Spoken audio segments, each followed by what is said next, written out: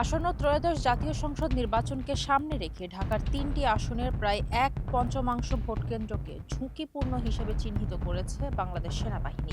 এর মধ্যে ঢাকা ১৪ ও ঢাকা ১৬ আসনকে তুলনামূলকভাবে অধিক ঝুঁকিপূর্ণ বলে উল্লেখ করেছেন সেনাবাহিনীর Mirpur camp commander lieutenant colonel S O M Fuad নিরাপদে মাসুদ। সম্পন্ন করার নিমিত্তে সংসদীয় আসন ঢাকা ১৭ এবং ঢাকা ১১ এলাকায় এই ইউনিট দায়িত্ব পালন ৭ করে আসছে। ফেব্রুয়ারি সকালে রাজধানীর মিরপুর ইনডোর স্টেডিয়ামে ঢাকা ১৪, ১৬ ও ১৮ আসনের সার্বিক নিরাপত্তা ব্যবস্থা ও নির্বাচনী প্রস্তুতি নিয়ে আয়োজিত এক ব্রিফিংয়ে তিনি এই তথ্য জানান। এই অপারেশনে অত্যন্ত পেশাদারিত্ব ও দক্ষতার সাথে লেফটেন্যান্ট কর্নেল ফুয়াদ মাসুদ সম্পন্ন বলেন, করে।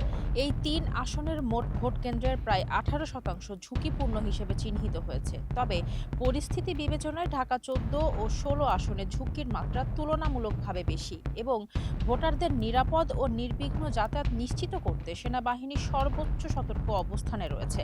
ঝুঁকির মাত্রা অনুযায়ী ভোট কেন্দ্রগুলোকে অধিক ঝুঁকিপূর্ণ, মধ্যম ও সাধারণ এই ৩ শ্রেণীতে ভাগ করে প্রয়োজনীয় নিরাপত্তা ব্যবস্থা নেওয়া হয়েছে। বিজিবি, র্যাব, পুলিশ এবং আনসার আমাদেরকে সর্বাত্মক। তিনি নির্বাচন কভার করার ক্ষেত্রে সাংবাদিকদের পেশাদারিত্ব বজায় রাখার আহ্বান জানান। যে কোনো বিশৃঙ্খলা বা নাশকতার তথ্য প্রচারের আগে প্রাথমিক যাচাইয়ের উপর গুরুত্ব আরোপ করে তিনি বলেন, যাচাই ছাড়া তথ্য প্রচার পরিস্থিতিকে উত্তপ্ত করতে পারে। এছাড়া নির্বাচনী প্রক্রিয়ায় প্রার্থীদের পাশাপাশি গণমাধ্যম কর্মীদের নিরাপত্তা নিশ্চিত করতেও প্রস্তুত রয়েছে সেনাবাহিনী এবং সংবাদকর্মীরা কোথাও ঝুঁকি অনুভব করলে তাৎক্ষণিকভাবে আইনশৃঙ্খলা রক্ষা বাহিনীকে অবহিত করার অনুরোধও জানান তিনি। ফারজানা হাসিন, মানবকণ্ঠ।